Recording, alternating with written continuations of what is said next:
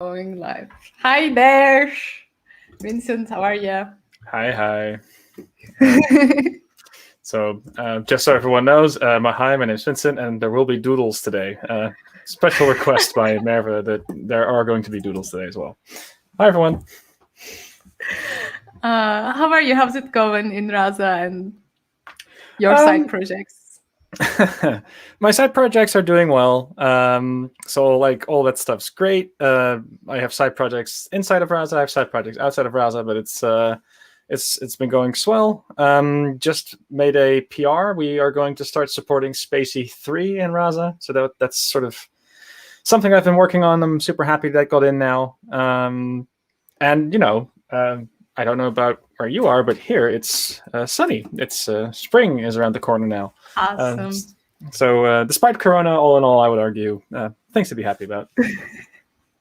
So today what we are going to talk about is, if we have time at least, we will have some demos of Vincent's side projects, TokenWiser, spell handling, and what lies.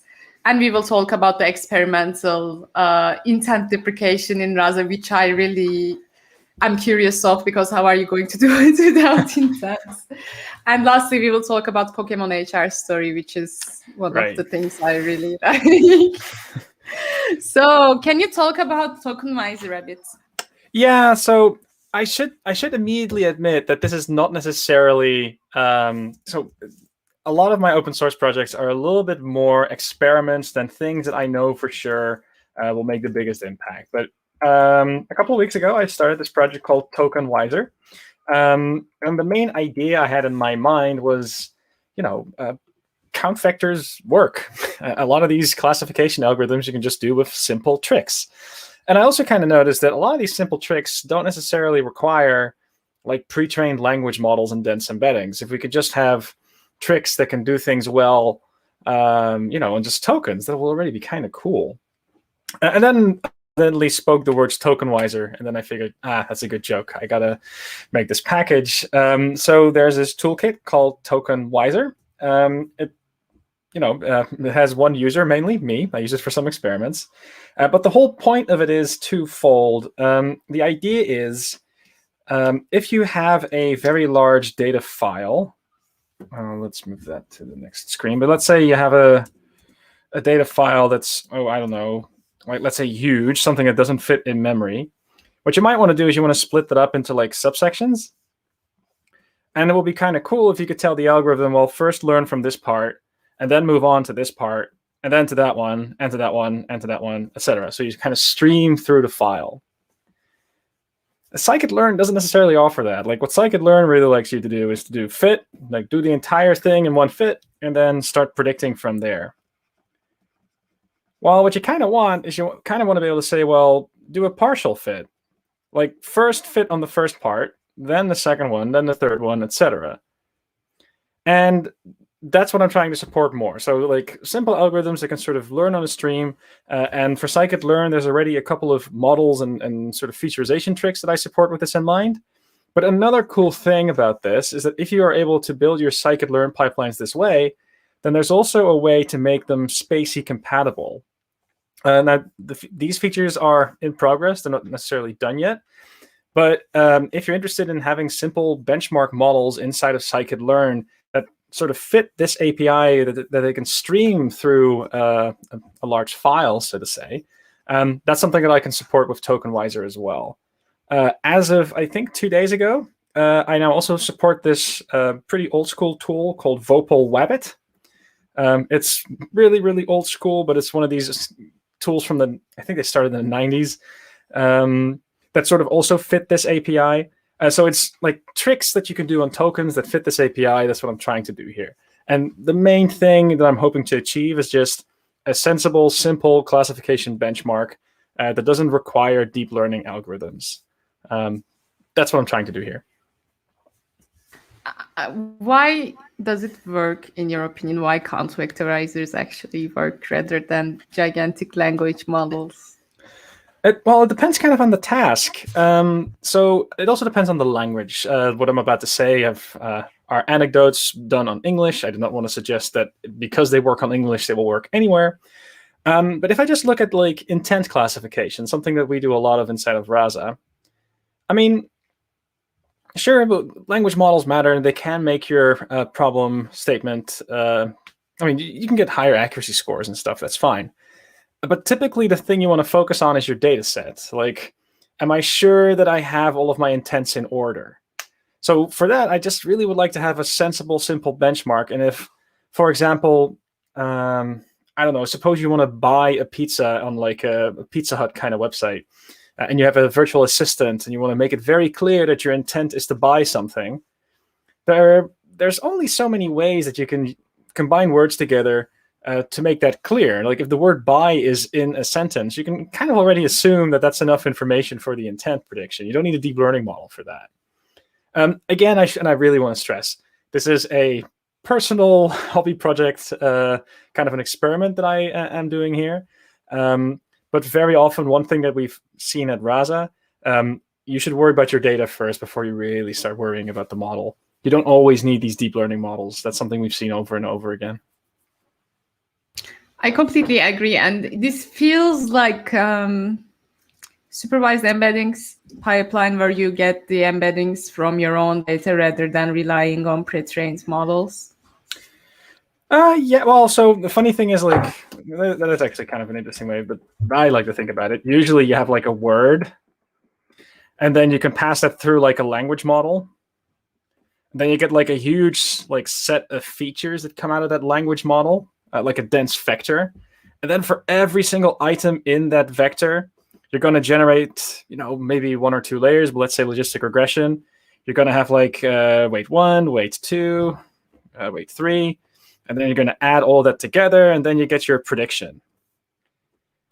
The approach that I'm doing here is a lot simpler. What I'm really just saying is, look, you have a word that matches an ID, and for every single ID, we'll just have a weight. And, we add that together, and then you might also just be there.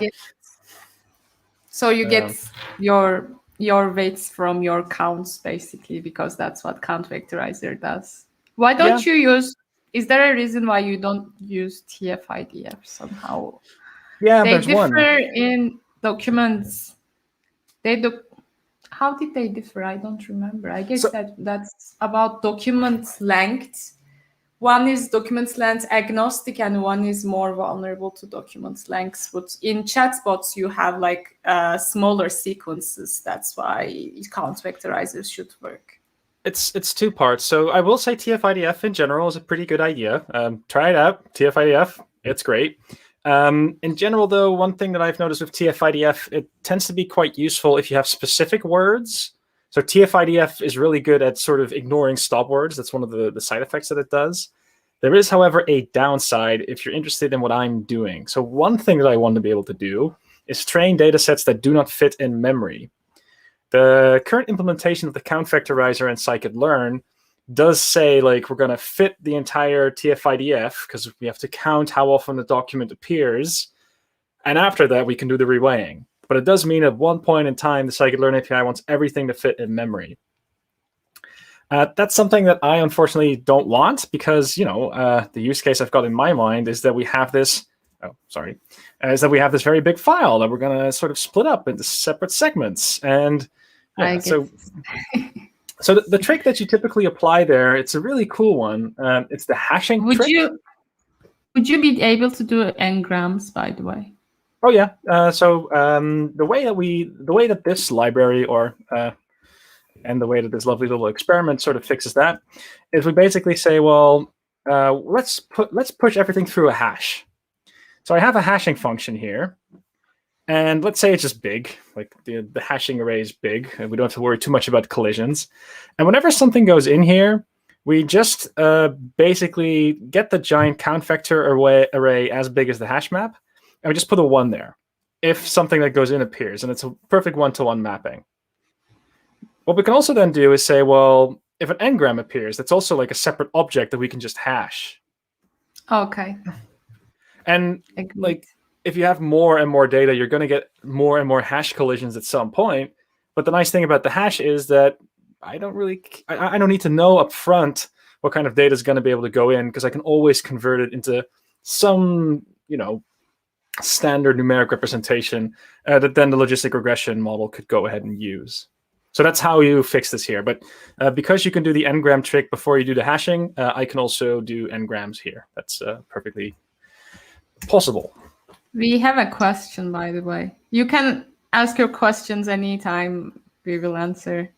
Does that then take away a bit of probabilistic nature away from these predictions? Not necessarily. I mean, in the end, if you, I'm assuming the question's about the hashing. So you can see the hashing step basically like a count vectorizer, because basically text goes in and, you know, let's assume a binary array will go out. It's just really, really sparse. I mean, probabilistically, you can do like a logistic regression after this, or some other model that also is able to do predict proba.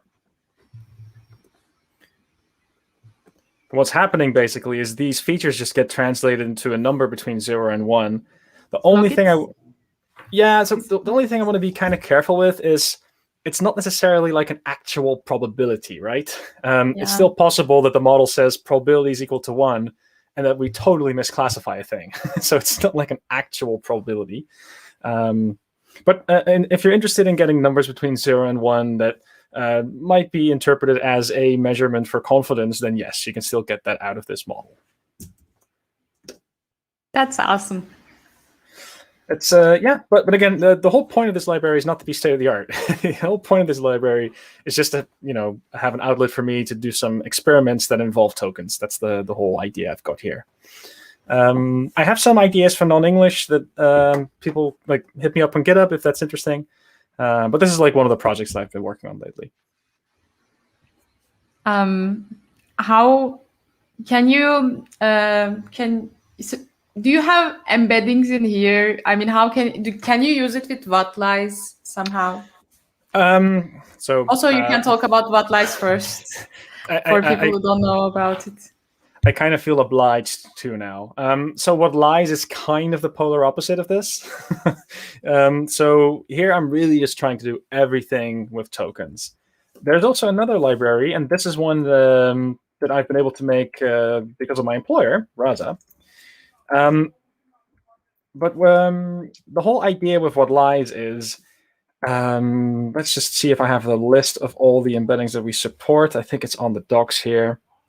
But these days you have language embeddings from so many different sources. Yeah, so you have spacey embeddings, you have fast text, you've got the Jensen things that people can train themselves, Hugging Face, TensorFlow, there's Universal Sentence Encoder, there's language agnostic BERT models, there's even the sentence transformer package. There's so many different embedding sources out there that all have a different API. It would be kind of nice if we just had this one tool where we can just fetch the embeddings from the API and then make plots and benchmarks with them relatively easily. That's what the whatlies package is all about. The whole point of whatlies is that we have a tool to figure out what lies in word embeddings. That's where the name comes from. Pun intended. Pun definitely, yes, pun there. And I see that we've now reached 250 GitHub stars, which is a new milestone. That's nice. I also started. I'm one of them. No, thank you. I use it a lot, by the way, in my job because I need to see that the embeddings are really distant and far away. Clustered. Yeah, clustered somehow because they are mostly not, by the way. What kind of text are you embedding? Is it Turkish? Is it English? Is it sentences? Is it paragraphs? So my basic problem is that it's English, and it's, by the way, you are kind of echoing, right? Am I echoing? I don't think so. I have a window open. Let me close it. That might be it. No, it's not about. Oh, okay. Did that help? I don't know why I can hear myself. Is it because of me? Let me check. I don't think so, because I wouldn't be able to hear myself, right? It's better now. I can't hear myself. Okay.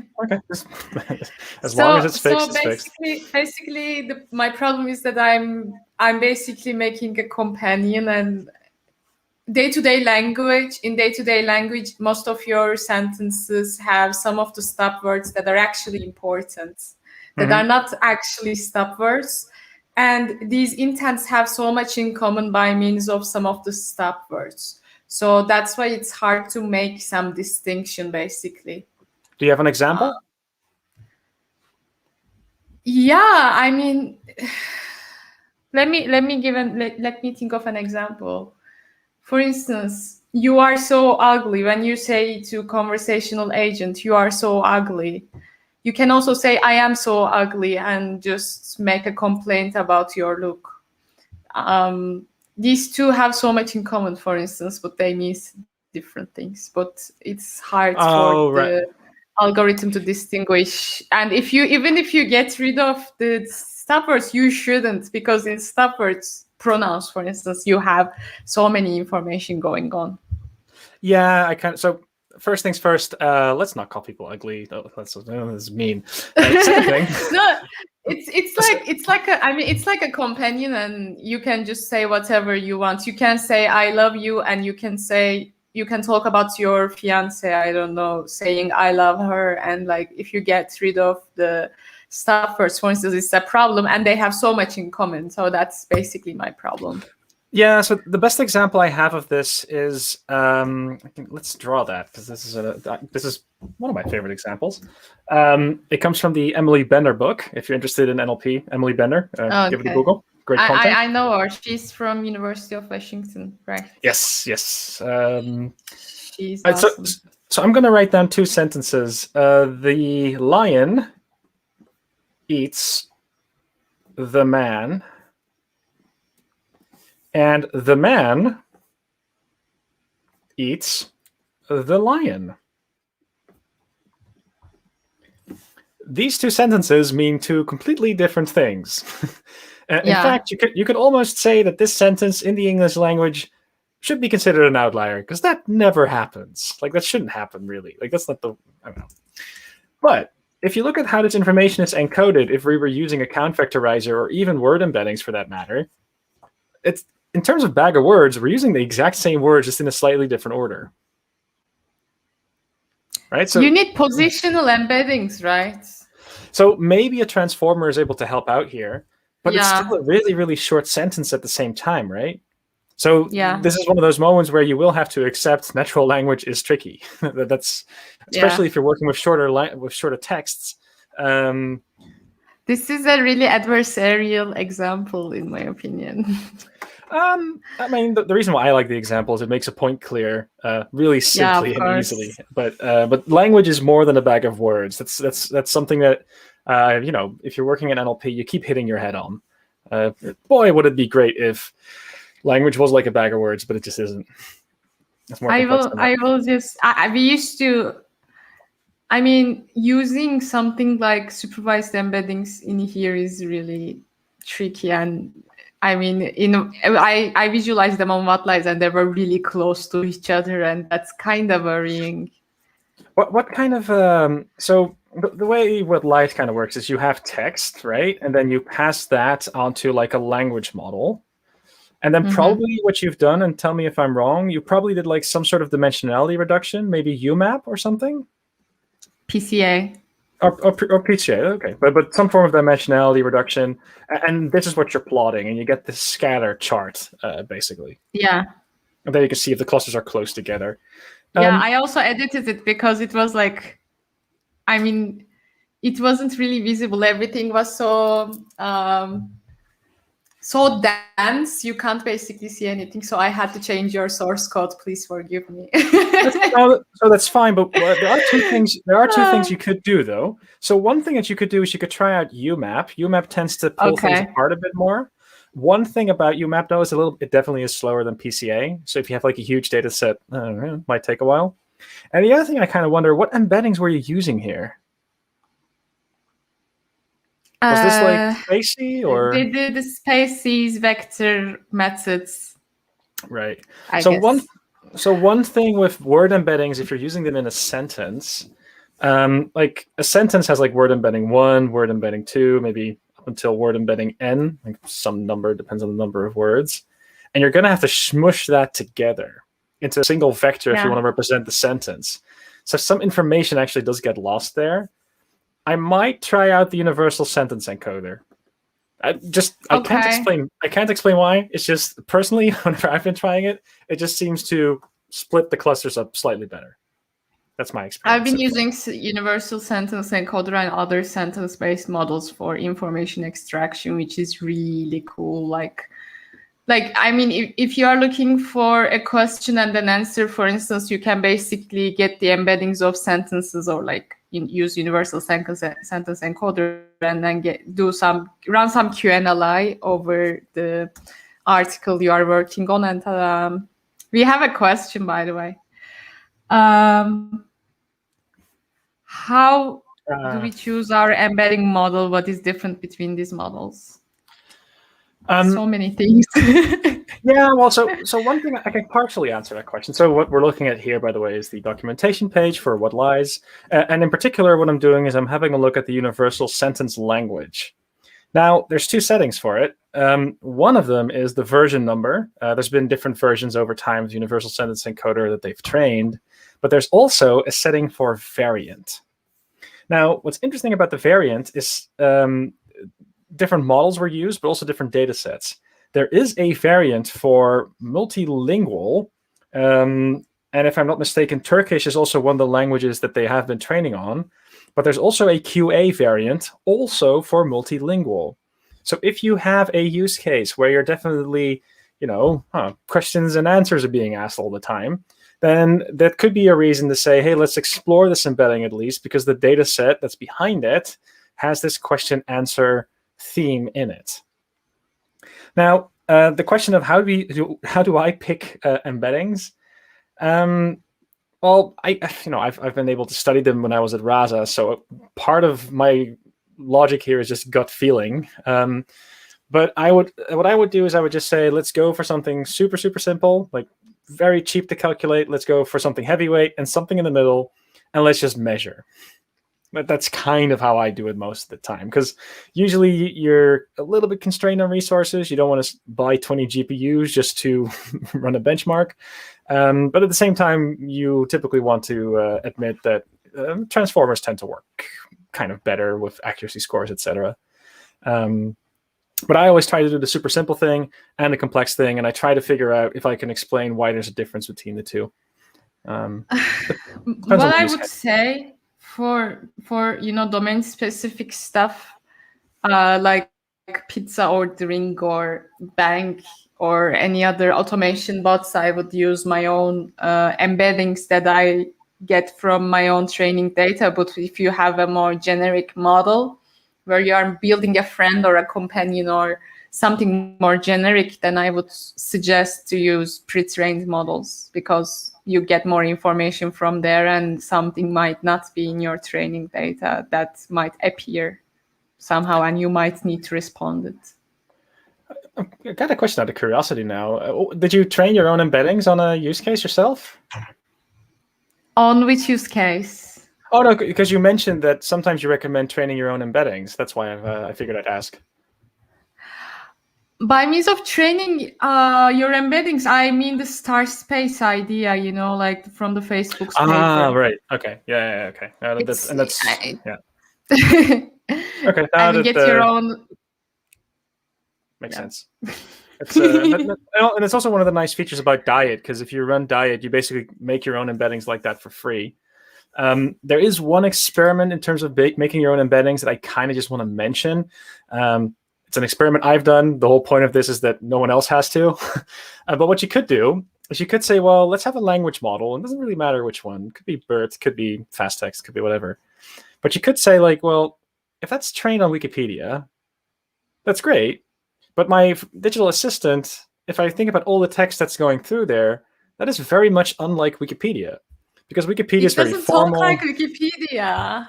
Well, it's not like Vincent Warmerdam was born on something and yeah, so like it's not like I go downstairs and talk to my wife and it's all like, well, Vincent, what year were you born? I mean, no, it's like, hey, how was your day? It's very much more conversational. So what you could do is you could say, well, instead of worrying too much about the algorithm that we use to train these embeddings. Let's instead worry about the source of data that we train on. And there are two data sets that are very interesting for this purpose. One of them is the Open Subtitles data set. They appear in like 70 languages. It's pretty interesting. The idea is that it's like subtitles from TV shows that were open sourced. And I also read a paper from the University of Edinburgh, and they've trained embeddings on Urban Dictionary. Yeah, you mentioned me about it. That's a really cool project. Yeah, it's like just, and you read the paper, and there seems to be something like slang. Apparently, is something that finally is picked up somewhere. So there's a little bit of interest there, but I wouldn't really do this yourself because training. It's like gigabytes of data that you got to train on at some point. It's a lot of effort. There's probably more meaningful things that you could do. Maybe label your own data and get some domain knowledge in. But so let me give you an interesting benchmark. I benchmarked both pre-trained embedding model of the spacey language large, the English large model, yeah, and also the star space one, and there is only like 3 to 4 difference 3 to 4% difference between those. I think it's because of the data, even though I refined it to be more clear. It's hard. I mean, chatbots for automation are quite easy according to my experience, but making something generic is really hard. Yeah, so if the expectation is I'm here to automate 1 or 2 steps, then you can just assume that the one word that describes that one step can also trigger the intent. But being able to handle general conversations is a completely different area, a completely different problem. Yeah. That's true. Yeah. So Juan is here. Oh! Is it spelled as Juan? That's Juan, right? So I've lived in Latin America for half a year, and I have learned that like the Dutch person would say Juan, but it's a little bit in the back of the throat, Juan, if I'm not mistaken. Juan. Okay. Hello. Also, another question, but I don't really get it. What will you do when you meet an idiom? For example, hold your horses. Should it be an outlier too? I'm not. So English is in the end my second language. So I think. Oh, could you have the question? I think it's a phrase. Yeah, so like a saying. Hard to handle phrases. Yeah, it's hard to handle them. So it's hard to handle them unless the phrase appears a lot in your training data as well. And that's usually like Wikipedia doesn't have "hold your horses" all the time, but this is actually true. Like, but the Open Subtitles might. I genuinely think that the Open Subtitles data set probably has more of these idioms, again, because the nature of the data set is to be more conversational. It is very hard to guarantee any of this.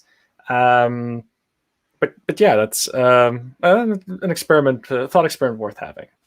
That said, idioms I will definitely try. I will try it on Pingu.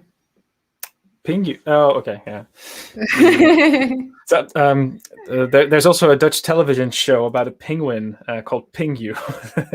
This is a Dutch thing. It's a Pingu. It's like no, that's not a Dutch thing. There is a Pingu Loves English. Is that Pingu Loves English? There is a show called Pingu Loves English. So this is a show from penguin for kids. It's the clay thing, that little. Yeah. Oh, so okay, that's the one that I was referring to. I thought it was like it's from the 1980s.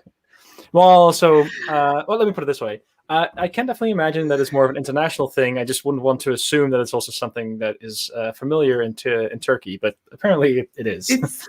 It's really, everyone remembers it, I guess. If you.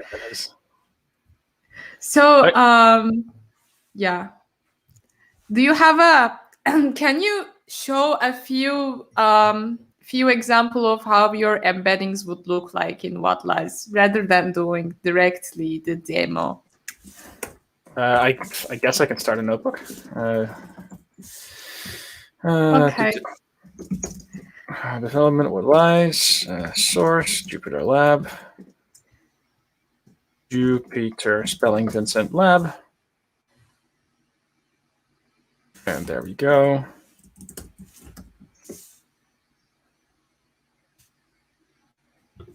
What do you use? Do you use Anaconda? I No. open. No, Is it- I do everything with pip. Okay.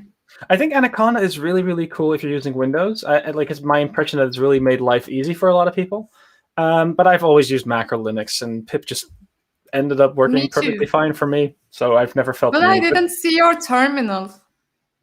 Oh, that's because I have two screens. Sorry. Okay. I thought it Um, magically appeared and I didn't see. No, so that's the magic of dual screen setups, I guess. It's especially useful if you're Okay. doing like live streaming because the pen that I have, and that's also the pen that I'm using to make these drawings. The settings bar for that you cannot see. Well, unless I drag it in. It's this one. Like this is the settings. Oh, where is the settings bar? This is the settings bar, and that's something I can go ahead and hide on the other screen, so other Okay. people, so you folks don't have to That's see it. awesome. I think this StuproLab actually running.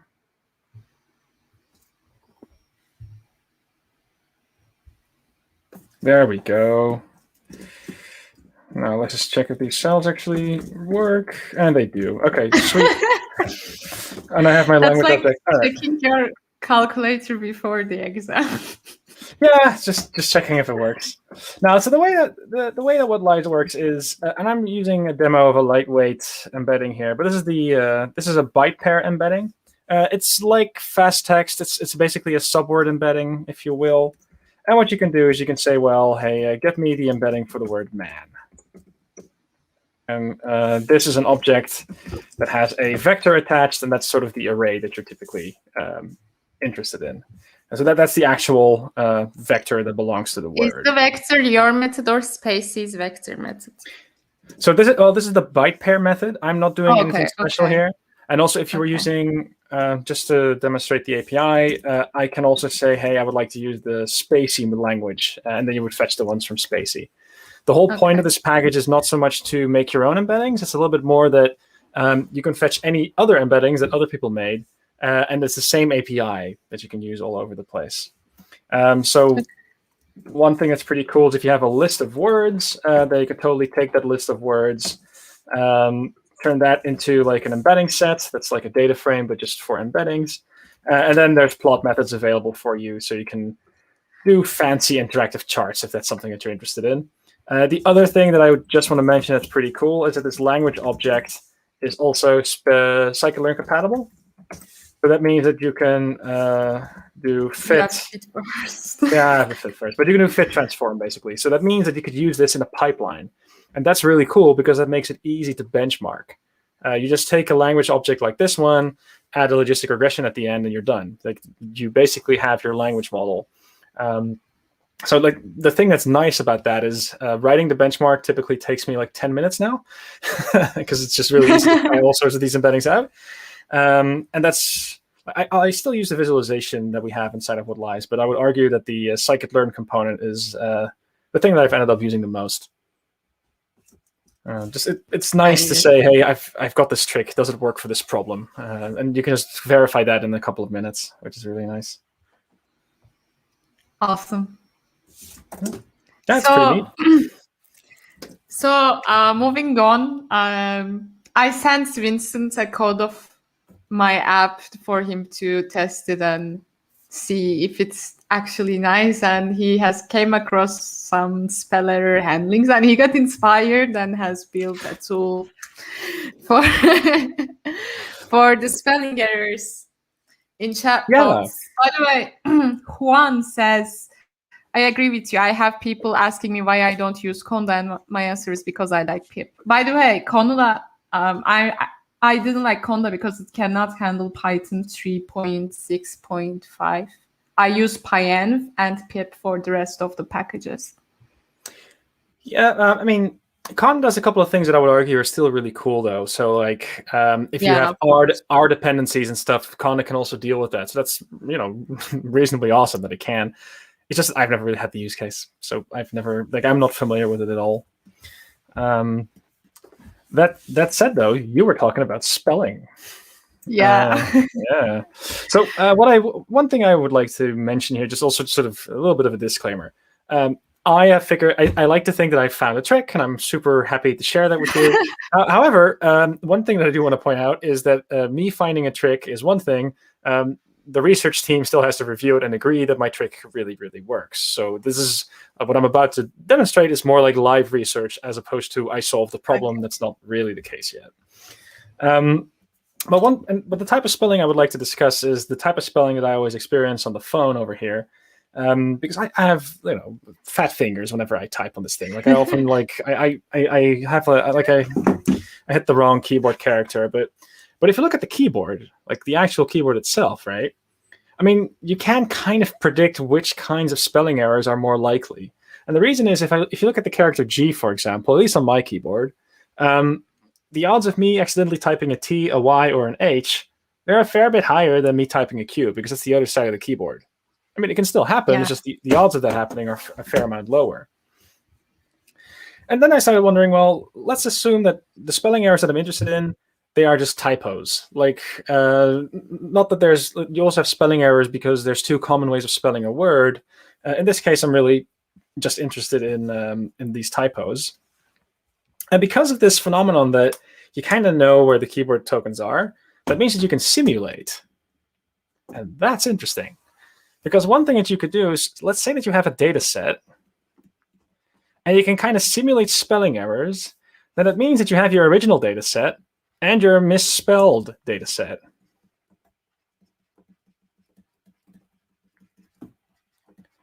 And basically, the misspelled data set can be identical to the original data set, with the one exception that we introduce some spelling errors.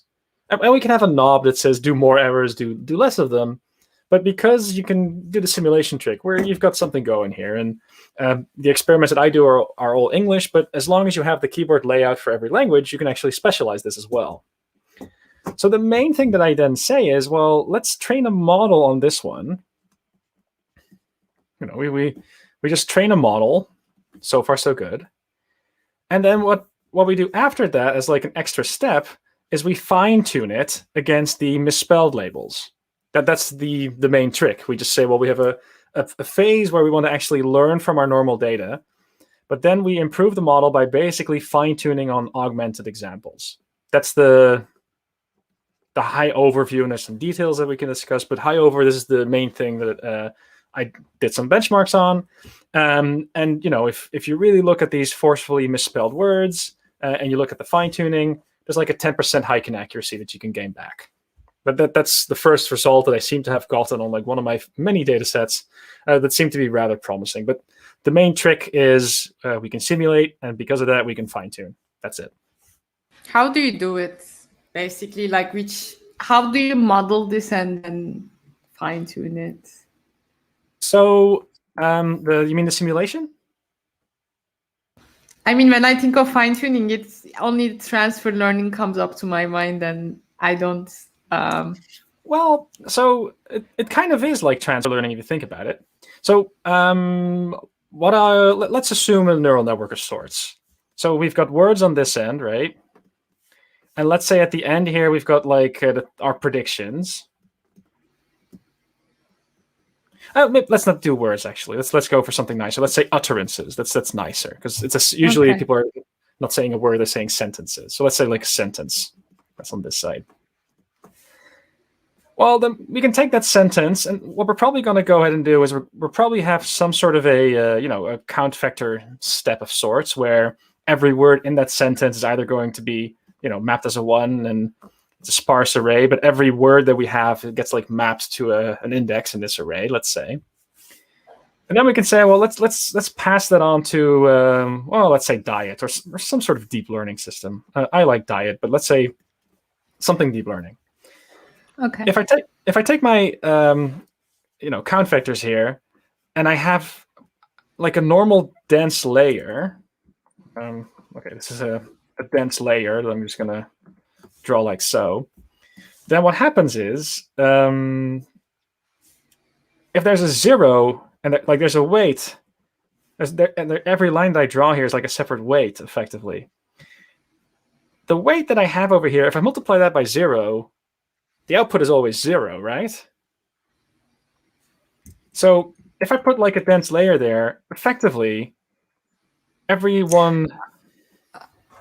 I get your point, I guess. Like basically, by putting a dense layer here, we have an embedding layer. That's something that's actually kind of neat. And we can put a transformer here. We can connect it. We can put another embedding layer at the end over here. We're pretty flexible, but to keep the idea simple, let's just assume only a count vectorizer here. But I hope that this argument also makes it clear that even if we had embeddings here, we could just pass through a dense layer and we have a neural network going. According to my observation with spelling systems, most of them, I mean, if it's either based on context-based spell corrector or a frequency-based spell corrector, they all have some weak spots, but this one I feel like doesn't have one. But I mean, I can be... That's where I need my colleagues from. This is where I need my colleagues from the research team, because they are really good at spotting weaknesses in my proposals. And that's why I really like collaborating with my colleagues, because I can come up with an idea, but I'm sure other people have different ideas. So, we duke it out as far as ideas go. But the reason why I think this is interesting, at least, because I can do something that some of the spelling checking mechanisms don't do, is I can say, well, let's say that we trained this model via this procedure, just basic neural networks. What I could do during the fine-tuning is I can say, well, let's freeze the count vector over here. I can say, well, the count vector and the subwords that are in there, they're only allowed to learn from here. They're only allowed to learn from the actual data set. But what I'm doing now is I'm introducing spelling errors, and I still have labels over on this end.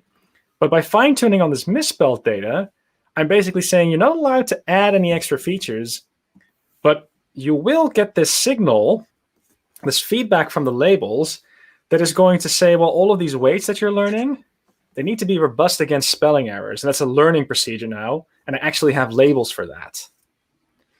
Now, you want to be a little bit careful with this fine-tuning, because you can also do this catastrophic forgetting, where you only learn from the fine-tuned things and you forget everything you learned here. You don't want that. Yeah, I guess. But this is sort of the approach that I'm currently investigating. I have some numbers that suggest that, hey, I might be onto something. But we first want to run a couple more benchmarks. I really would like my research team to give it a proper look to make sure I haven't made a numerical mistake somewhere. There might be an edge case. But this is one of the things that I occasionally, besides my DevRel duties, I do a little bit of research, and this is the main thing I'll probably work on in Q2. This looks so cool. Most of because I came across so many things, and spelling is obviously a problem that is not really solved at this state of art, in my opinion. Well, one cheat, I suppose, that I do want to be, admitting here. What I'm doing here is I'm doing a spell checker for a very specific virtual assistant for which I have labels. That is a different problem than doing spell checking for Google Docs or something like that. Because I have a very strong subset of the language that I need to concern myself with. So in that sense, I will argue my problem is way easier than doing a general spelling checker. Okay. I hope, it's going to be better than word-based engrams, and we will be able to use it for Rasa. Yeah, well, that's the hope. We'll see. Yeah. But this is this is one of those things that the hope is that this is going to help a whole lot of people. And if I get this to work, the next thing that I also want to make sure of, and that might become an open source project, who knows? So the simulation thing, I right now know how to do that for English, but I would really like to do that for every keyboard. I'd just like to have a library for all these spelling errors for all the keyboards out there, also for iPhone, also for these kinds of keyboards. Because that way, it's not just for English. The entire world kind of gets the benefit from this. That'll be a nice step. Maybe for each keyboard, you might do something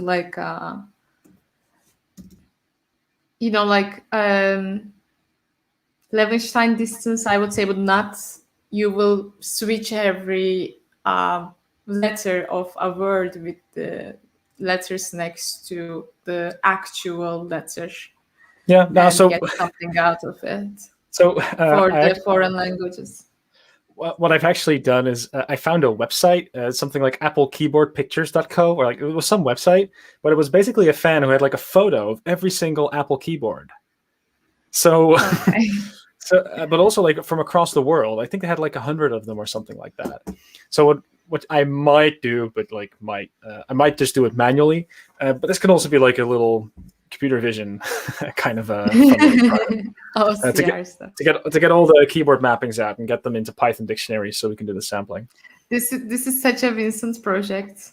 It totally is. It really is. Like, I'm not going to deny that. But again, like I do think it's meaningful because if you watch the Algorithm Whiteboard channel, I talk about this from time to time. But we want to be careful that we don't just make tools that work for English. I'm really kind of passionate that we also figure out tools that work for Dutch, Turkish, or whatever language.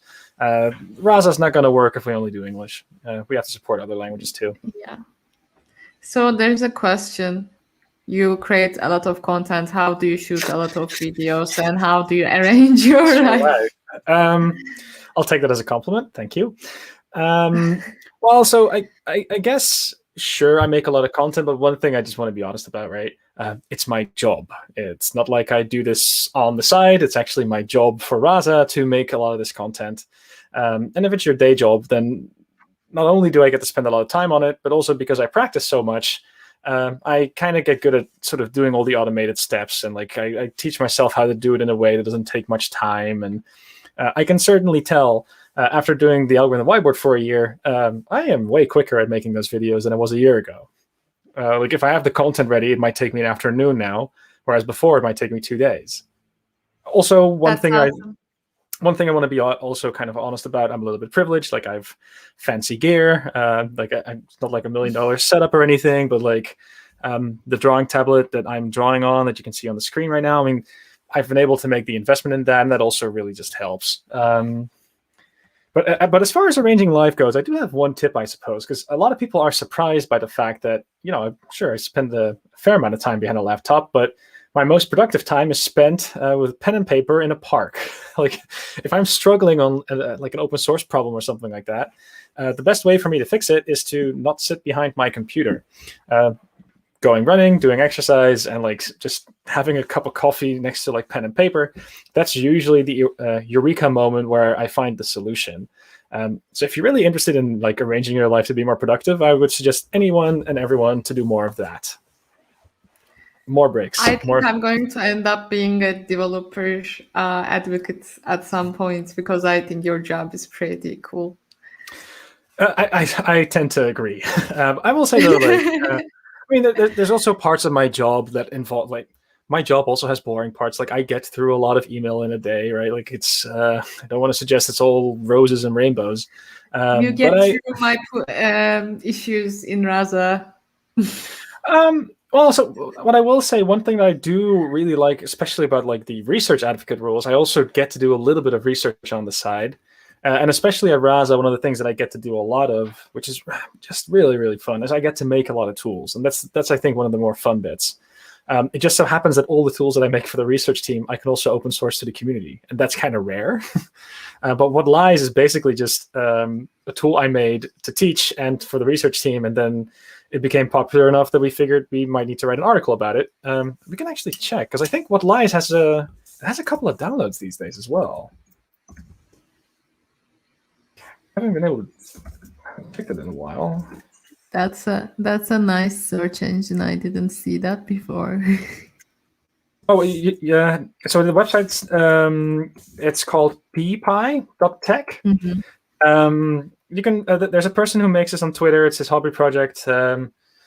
Once in a while, I give him a little bit of money because the hosting fees for this thing are kind of insane. But yeah, I get like between 200 and there's days where no one. That's weekend.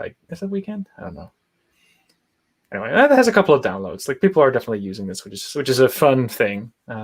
It's rewarding, especially considering this was a byproduct. If you think about it, it's not like the core thing we're trying to do at Rasa, but it is one of the things that we ended up building just because it's useful, and it's nice to be able to share. It's really useful. I mean, and also your algorithm whiteboard videos.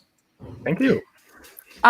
So can you also talk about the intent deprecation, because this is Yes. This is mind-blowing, sort of. Well, so it is and it isn't. And one thing I do want to point out, I'm about to talk about what a lot of people like to call intent deprecation. It's not like we're throwing away all intents immediately. Just want to make that one point clear. But I'll give you like one example of, because one thing that's important to understand is the way a lot of people make these assistants is they assume that there's like a user that says some sort of text, and that text can be mapped to an intent. And that intent can then be picked up by, I will just say, the virtual assistant drawn by this robot, which can then perform the right action. And this is a mental picture, a concept. A lot of people like to think this way when they think about virtual assistants. But I'm going to give you an example that's going to prove that this is not necessarily always a correct way of thinking about the world.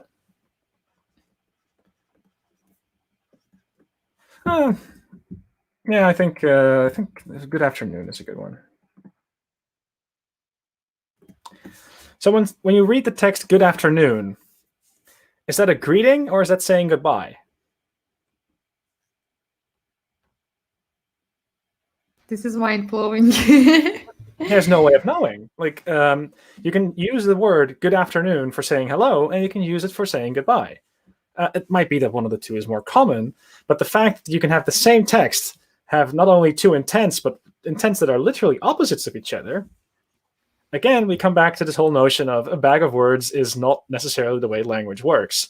And the same thing applies to, intents. And they're kind of a convenient Lego brick mentally to make some concepts simple, but we should admit that they have limits. And my favorite example is just this one, the fact that we have two words of which you cannot predict what intent it is. And if I'm not mistaken, the reason why I like this example so much is because it's actually in Rasa init.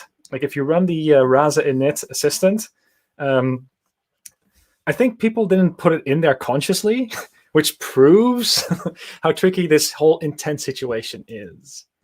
But there's other examples of this as well. So I think the example we have on our blog, which I'll just try to remember correctly, is I think it's a restaurant kind of assistant. And at some point we have the assistant saying something. Yeah, it's pizza or sushi. Like those are the two assistants that usually make it to the blog. But I think it's something like, hey, would you like to eat? I think sushi is on the blog. It's a pretty good example. And then, let's say that then the user says something along the lines of, I had that yesterday.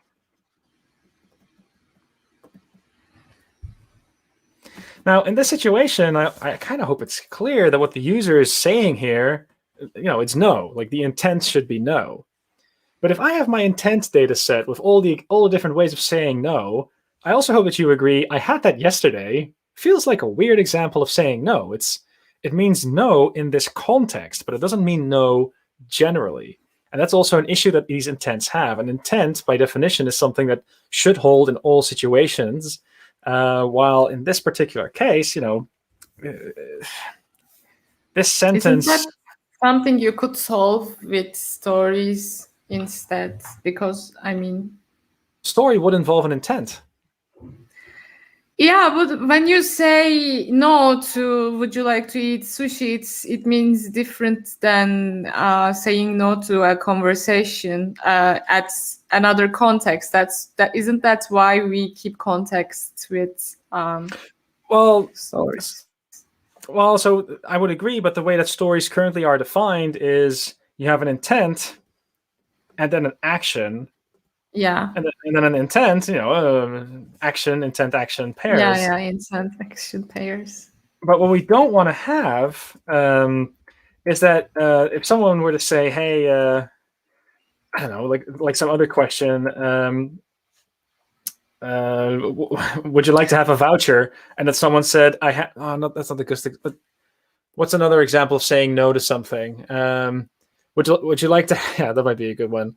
Would you like to have your food delivered? And then you could say, well, I had that yesterday. Yeah, you could interpret it as no, but it shouldn't be I had that yesterday isn't no in the intent. Like that's the issue. And the thing is, there are lots of these situations where just intents are limited.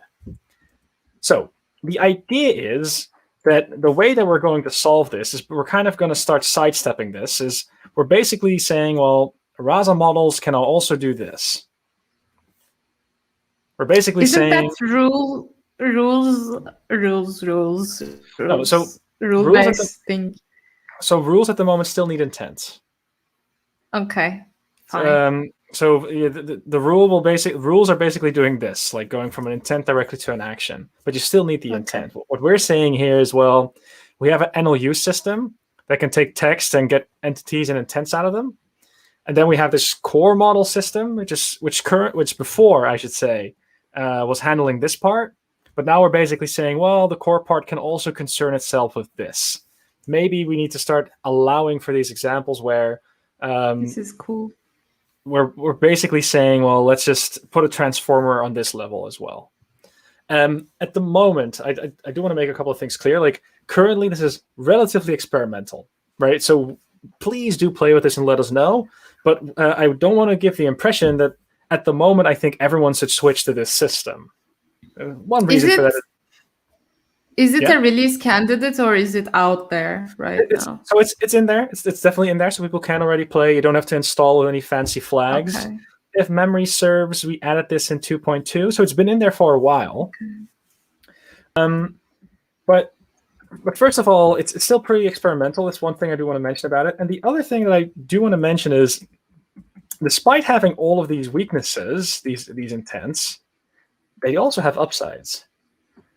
The main upside is it's relatively simple to get started with.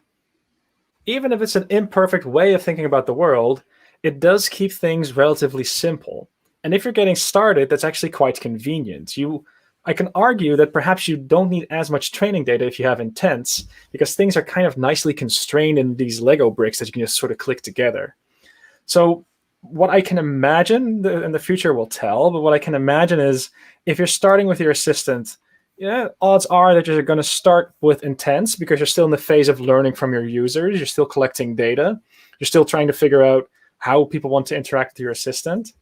And then at some point, if you've matured quite a bit, that you can say, well, we do like 80% of the things well, but it's these kinds of edge cases that we want to catch more of. That's where this comes in. That's where you can really need that. Are you going to completely deprecate intents, or what is going to happen? I cannot predict the future. I'm a data scientist. I cannot predict the future. I would be so the thing is, time will tell, but I can definitely imagine that because it's such a convenient way to get started, it's going to stay in there for a while. It's just because it's a convenient starting point. I don't think it's going to be the best place to end. It's definitely, you can move further than just doing things with intents.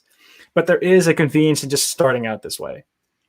And without intents, you have to write down every single combination of sentences, in my opinion. Because, you might write, for instance, like you have this intent, and you are saying, I want to order pizza, and you mark pizza as entity, for instance. And in another word, you say something like, I want to eat sushi, but what if the user says, I want to eat pizza instead? It's only the entities that are changing. With intents, you don't need to write every single combination, right? Well, so entities are still going to be around, right? That's not going to change. Yeah. Another thing I also just want to point out, these actions aren't changing for a while either. You still, if you're going to communicate with database, you need API keys. So I think actions are going to be pretty well-defined objects in that sense. But conversations can be kind of fluid, and humans don't communicate via actual intents. And that's where the need came from to handle these situations more directly. Okay. But then again, we're still in the process of writing history in that sense. It's sort of an experimental feature. And the main thing I want to kind of just warn people for, if you're just getting started, don't immediately jump onto that feature just yet. The main thing that's, in the end, the most important is the user. When you're starting out, you probably don't, you can imagine maybe what users want. but it's different than what users are actually going to do to your assistant. Like that's something you're just going to have to experience, and that is something you're going to have to focus on first. Like make sure you get the labels in and you actually start labeling. We have a lovely tool called Rasa X. Check it out if you haven't already. Conversation-driven development. That's something that we really, really advise everyone. And once you've got, once you start getting your actual user data in, then at some point you might think, hey, these intents, they work, all right, but I want to upgrade. That's when you do this. That's the I hope story. they won't go away. I mean, they make your job way more easier, but I definitely need the text to action intent deprecation thing, because that's really useful for some of the rule-based cases. I mean, but there's still a lot of open questions with this, right? So one of the things is, with intents, it's relatively easy to say, well, we have a fallback scenario. We can at some point say, well, this text doesn't really belong in any of these predefined intents. How are we going to deal with that in this situation? These are things that we are still researching. Okay. So I don't want to suggest it's perfect. That's the main thing I'm always afraid of. Like, I'm kind of the person against hype. I think this is a great idea. We should investigate. We should, like, Northern Star, go for it. I think we can still get the best of the both worlds. So let's. Well, that's the hope. That's the hope. That's certainly true. So Stefan is watching us, by the way. Do you know Stefan, right? He's from a German bibliothek, uploading birth models and stuff. He's a really cool person. Okay. I part of me is thinking like there's a man and a woman on a couch, one of whom is eating a pizza and the other one's eating sushi. That's the image I have now, but if that's the case, bon appetit. Accept that. So I really like this idea, but I still think that we are going to be with intents for a while. So I stand by my point. Lastly, can you talk about, also, can you open the meme so that people can see it, because I don't have it right now. I want to talk about your Pokemon HR story, because it's something that I really complain about. The HR job postings are really triggering the technical depth and intimidating. Yeah, so these days, if you go to Google and you type in Pokemon recruiter meme, there's this photo of me. That's awesome. This one. Yeah, I think it's this one. Imgur. Yeah. This is my favorite meme. Yeah, so it's a photo of me. Just so people know the story, that's me. And I was making a joke at Pi Data Berlin. So back in the day, okay, and by the way, I'm still kind of weirded out by this, but I get recognized at conferences because of this photo. I thought I was just making kind of a joke, but like every month or so, this thing is trending on 9gag or LinkedIn or some website. But effectively, the joke that I'm making here is I'm saying, look, here's a long list of technologies that I do. It's like R and Python and JavaScript and Shiny and Purr and Ditto and Vulpix. And, a good proportion of the terms that I'm using here are just Pokemon names. And as a joke, I basically said, I typically ask recruiters to point out which of these are actually big data technologies and which of these are Pokemon. And, I should say I was a fair bit younger back then. Also, my cat just joined the party. Hello. Let's get you. Sure. Well, she's not interested. She's a chonko. Yeah, she wants my. She's the kind of cat that wants my attention, not the internet's. Anyway, but this is the meme. It's basically me making a joke about the state of recruitment. Now, a few things happened with that. This thing became super duper popular, and basically, I started wondering, why is that? Because of this meme, more and more recruiters were like adding me on LinkedIn because they wanted to be buddies with the Pokemon guy. Now, another thing that I do kind of want to mention here, because like I do consider myself. You can keep her. It's fine. Yeah, but I enjoy cats. Yeah, she doesn't want to sit. I'm gonna have to throw you away, darling. No, so like the thing that I do want to mention here is like there are like lots of people who are looking for their first tech job, right? And here's a photo of me basically making fun of the whole situation from a position of privilege, and I kind of want to acknowledge that that wasn't necessarily a healthy thing, because the one thing that I didn't like about this meme is, sure, it's pretty funny to make a joke about the state of tech recruitment, but you can also wonder like what can you do to make it better. One thing that happened is I got invited to speak at a recruitment conference a while ago.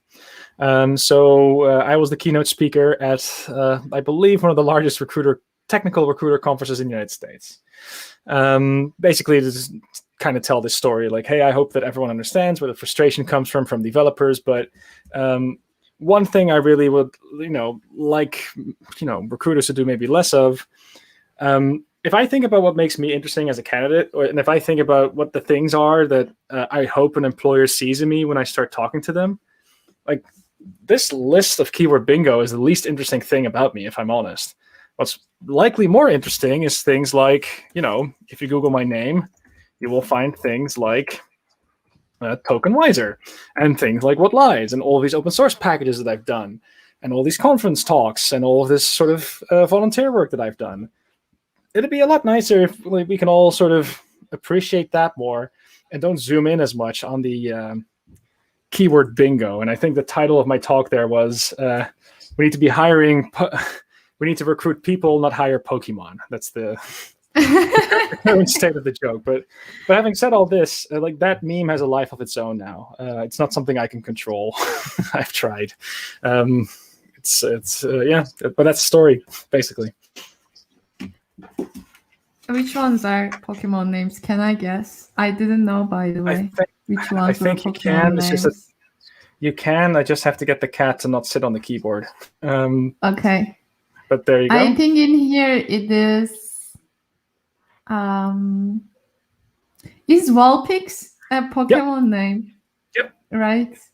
And Metapod is definitely one. Onyx is a one. What else? I have never heard of Cree-based package. Is that a package? No, well, so right, I gotta explain that as well. So there's this website called MakeNames.io. It's a really, really silly thing I made like quite a while ago. But the way it works is you're able to make like a name for your team, and you can base it Dutch on babies. Well, it's a corpus that I have my markup generator on.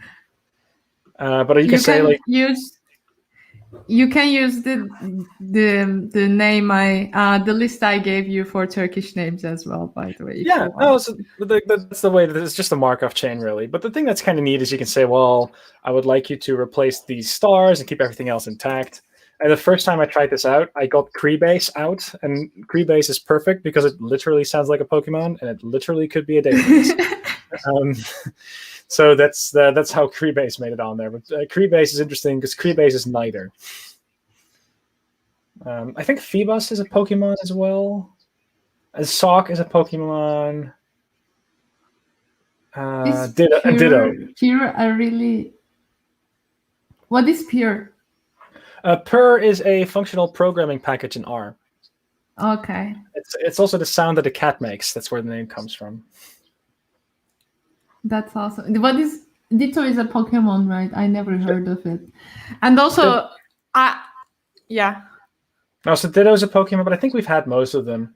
The main thing that people like to point out on LinkedIn is that Hadoop is listed twice, and that there is indeed no way that I do both C# and C++ and all of this, and that's totally accurate. I did C++ for like a day, C# for like 2 days. I put it on there kind of because it was like a kid, I guess. I can't come up with a good reason. But that's the story behind the meme. It's really just kind of silly. Yeah. But people still point out that recruiters work this way. It's that's the story. I never heard of sparkling water. Is it Spark-based thing? No, it's H2O. So it's so H2O. Oh, okay. Yeah, I know H2O. That's I believe it's their plugin for Spark. I'm always kind of That's an awesome name, by the way, for H2O. I think they did well on the name there. To people who are looking for a job, I always tell them, it's not going to be like this, because for most of the data scientist roles, they also add data engineering roles, packages, like Kafka, for instance. Like, how am I supposed to, where am I going to use Kafka?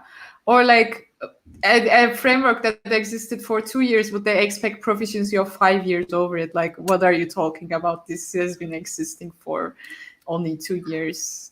Yeah, I think my favorite example of that is the Fast API core developer, Sebastian. Like, he got approached by, he got a recruiter message once, basically saying something like, "Hey, I need someone who has like 5 years of experience building Fast API." And basically the maintainer of the project to say something in the order of, "Well, I've only worked on it for 2 years, so I think you're going to have a hard time finding people experienced with this." But the funny thing is, I've actually been approached on LinkedIn for, like, as a Rasa expert. There were companies looking for like a Rasa expert. And I kind of said, well, I'm good at Rasa, no thanks. But I also noticed there that their resume or their CV application form said that we are looking for someone who's done Rasa for 6 years. Which is interesting because Rasa doesn't exist for 6 years. So, someone, when I was going to my, when I was being hired, they were looking for someone who was using BERT for over 2 years. And it didn't BERT came out at 2018, I guess. The 17 was the first transformer, Vaswani et al. BERT was either 19 or 18, I guess. I think it was 18, but still. Well, and also the thing that's interesting is, suppose that you're a pro in like the algorithms and you know TensorFlow, super well. It's never, you don't hear too many stories where people sort of stand on the stage and they say, "This project would have gone way better if we did more TensorFlow." And instead, usually if people do like a retrospective and think about, hey, what could have gone better, it's usually the data. Like, oh yeah, we had bias in the data and we found out like in a really, really random way. And it's usually that kind of thing that goes wrong. So I really wouldn't worry too much about the latest machine learning library or, the maths behind it, because usually the thing that's causing the most pain involves people. How do we communicate between teams? That kind of thing is typically more important. My experience, at least. So William says, "What's up, Vincent?" Oh, hi, William. That's nice. Stefan says, "I have seen similar job positions with Flare framework as well." So Flare is interesting, actually. So that's one of the few things that I haven't yet found the time for support in what lies. But I do hear good things about Flare, to be honest. I believe it's the Zalando team in Berlin that worked on that. It supposedly has a couple of really interesting properties, but haven't been able to do too much with it yet. This is so good.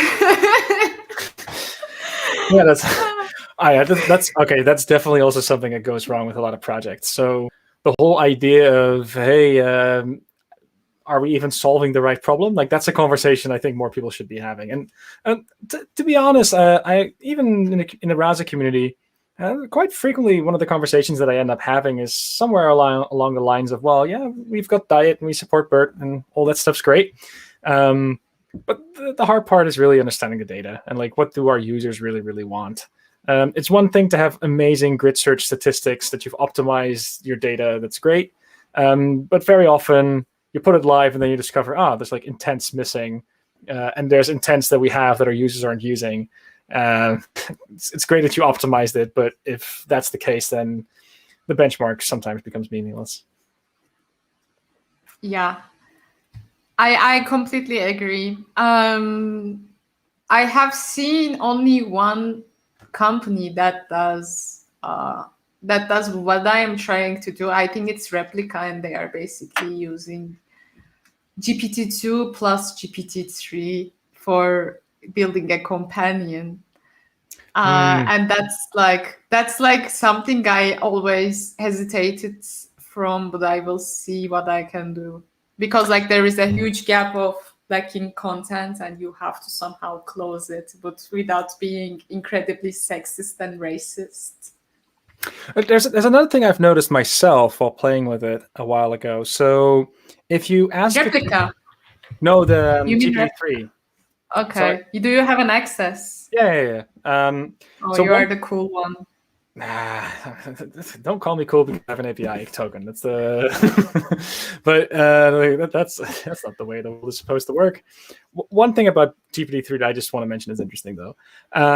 So if you ask it to generate stuff about Dutch politics, it's able to generate stuff in Dutch, but very quickly it always starts to read as if it's a newspaper article, and I can kind of guess why. That's why the data in it was. Yeah, so far so good. One thing is especially interesting. If you ask it to generate this content, it is only able to generate content about politicians that were active 5 years ago. Any of the new politicians, it just doesn't recognize. They only are able to generate the politicians from 4 years ago. So one thing about GPT-3 that's also kind of interesting, because it's so heavy to train, you're probably not going to retrain it super often. But it also means that you're going to miss out on this world that is actually moving on. That's part of life. I mean, if you were to ask GPT-3 about GPT-3, would it respond? I don't think so. Well, I don't know if they edited the training data. I haven't done that yet, actually, but that's definitely like a good one as well. Like, it probably doesn't have much training data about GPT-3, and probably GPT-4 can only answer questions about GPT-3, and GPT-5 will only be able to answer questions about GPT-4 and something like that. But like, it also doesn't know about COVID. Yeah, that's probably true. I could definitely imagine that. But in general, you're completely right in the sense that we should be careful with like doing anything meaningful without a human in the loop, so to say, with GPT, because some of the stuff it just generates is garbage. I will say though, I was at a conference a while ago. That was my last in-person conference I went to, and I did hear this one story about BERT that was rather convincing. That there are moments when BERT really can make a difference. Actually. The use case was that they were interested in doing these corporate reports. So you have these annual reports where the company themselves gets to talk about themselves and how good they're doing. And these documents are meant for investors, but they are public. But they're kind of like making a commercial for themselves, but they do have to report the facts at the same time. And there is usually a section about sustainability in those reports as well, because if you're big enough, then you need to have something about that. But these reports will never say, oh, we are terrible at this. The report's never going to. But what they will say is something along the lines of, well, we have a lot of challenges in that area. Well, that's sort of the more politically nuanced way of saying that. But if a count vector model would fail on this, like we still have some interesting challenges in that area, you can see how that fails. But BERT turned out for this one particular use case was able to understand that nuance. So for flagging subtlety, it turns out that BERT can actually make a difference. But it's these subtle moments where certain combinations of words can actually mean something that it turned out to be quite useful. Like I did think that was kind of an interesting example because I can imagine BERT making a difference there.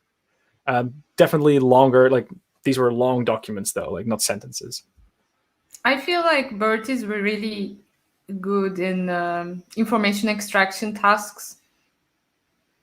I'm using it for information extraction from articles to automate boring stuff for researchers, basically. This is what I'm actually doing, and I'm fine-tuning BERT on PubMed on QAnalyze task from Glue, which is like really cool because like you ask a question and it brings you the answer. But I mean, I have automated many boring things and I have used some argmax in between.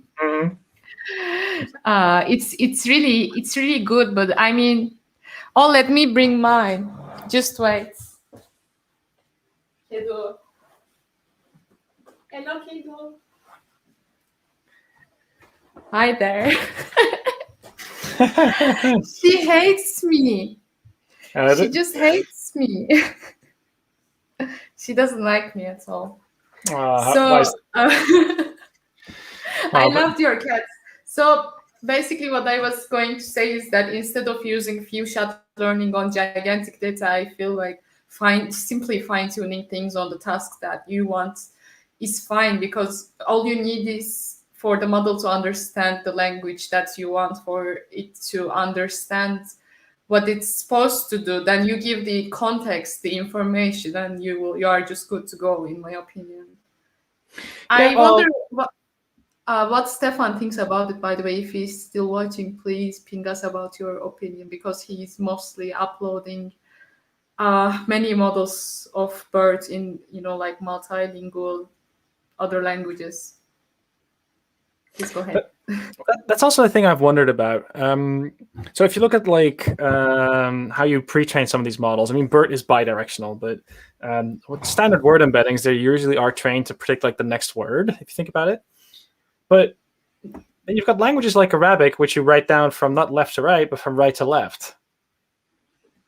What's the effect of that? That's the point. But I mean, birds, I would call birds non-directional, because you simply feed everything. It's not like Elmo. I would call Elmo bidirectional, but birds non-directional, but they choose to call it bidirectional.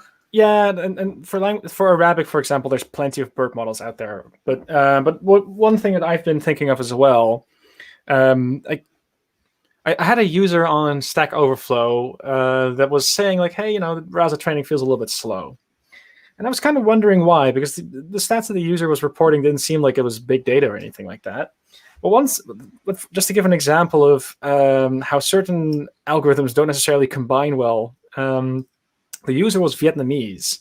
So I just did a little Google on, how many letters are there in the Vietnamese alphabet, and I'm by no means an expert. One thing I did find out is that the language has lots of accents. So the way that you pronounce the letter really depends on which accent is in it or on top of it, etc. That language has way more than 26 characters, like maybe double. And then you wonder, hey, that's going to have a huge effect on the tokenizer, because you're going to have way more distinct possible tokens if you think about it, even if you use like the count vectorizer with the subword. Oh, that means your feature space might explode. Oh, that means the algorithms might be super slow. We need to come up with a trick for this. Like that part, I think, is still relatively interesting as well. Like a lot of our algorithms, they've proven to work well for English, but it might just very well be that if we want similar tricks to work for other languages, we have to sort of go back to the drawing board and rethink a whole lot of these things, because it's really hard to assume, or you can assume, but it's going to be meaningless. But it's really hard to come up with an algorithm that's robust against every language in a way that it's consistent. Well, that's also something I've learned at Rasa this year. Byte pair? I don't know. Come again? Would it be byte pair that is robust against every language? I mean, so it's funny you say that. It's funny you say that, because that's a feature that I am going to be making for TokenWiser.